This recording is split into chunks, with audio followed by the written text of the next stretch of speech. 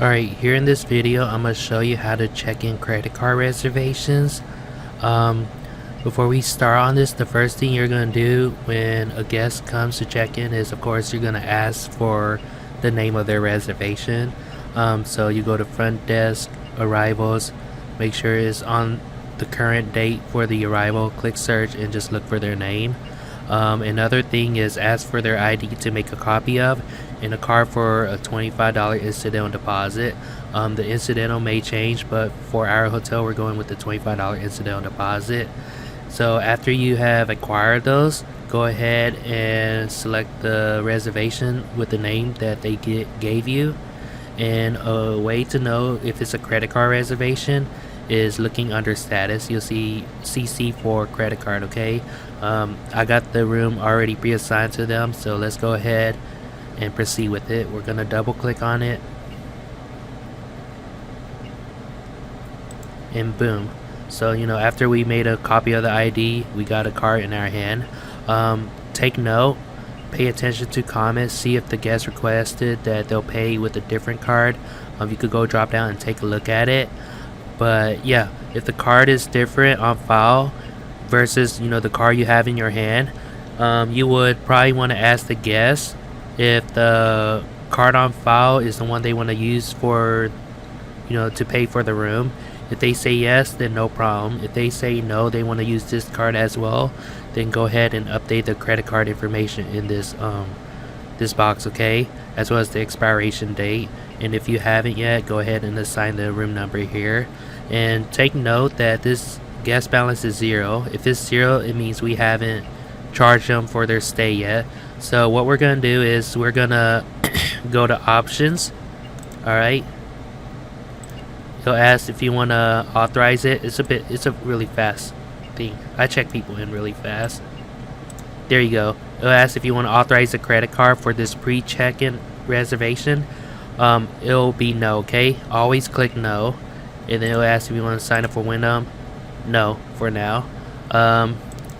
Alright, so we're gonna go to options, deposit CXL, and go ahead. You'll notice that there's nothing on here. We'll go to new. Alright, our deposit rule is PP. You could do drop down if you want to know what PP means. It basically means 100% of the stay. Alright, you'll see the deposit amount is $73.06. That's how much we need to collect from their card for their stay. This is $73.06 after taxes. So we're gonna click OK. We're gonna go to payment.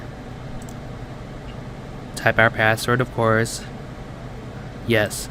If it's your first time, taking payment on your shift, this will pop up. So of course we're gonna click yes to open our cashier. It'll ask if we're gonna swipe the card. Go ahead, click no. Unless the guest decides to change their mind about, hey, I want to use this card instead, then you could click yes. But on most cases, click no. And you'll see the amount we are gonna charge. We're gonna click OK. And it's going to change CC to DP, okay? It means deposit paid. Click no again. It's going to try to take the payment. If it fails, then of course you can swipe a different card. But this is going to go through. Alright, you see this? They have paid the amount. They owe nothing left over. So we could go ahead, close, and return to the reservation. Alright. So typically speaking, on credit card reservations, we could just go ahead and click OK to check them in. If they decide they want to change their personal card to a different card for the deposit, no problem, we can update it. But we already know it's their card, so we could go ahead and click OK to check them in. And click yes to check them in. Alright. But if it was a different card you charge and they give you a card that that's different, if they want to use that card for deposit, then yeah, update the credit card number, expiration date. But yeah, you click OK, check them in. It'll ask you if you want to enroll them. It'll say no. Also take note that this guest balance is updated. Now it's negative $73.06. That means they have paid for their night. Our rate is $63.20, but that's before taxes, okay? But yeah, we're clicking no on that. And it'll ask if we want to use this card to authorize for the incidental deposit. Right now we're doing the incidental deposit process, okay? Click no. and click yes to print the registration card. There'll be certain areas that you want the guest to fill out. That varies on the hotel.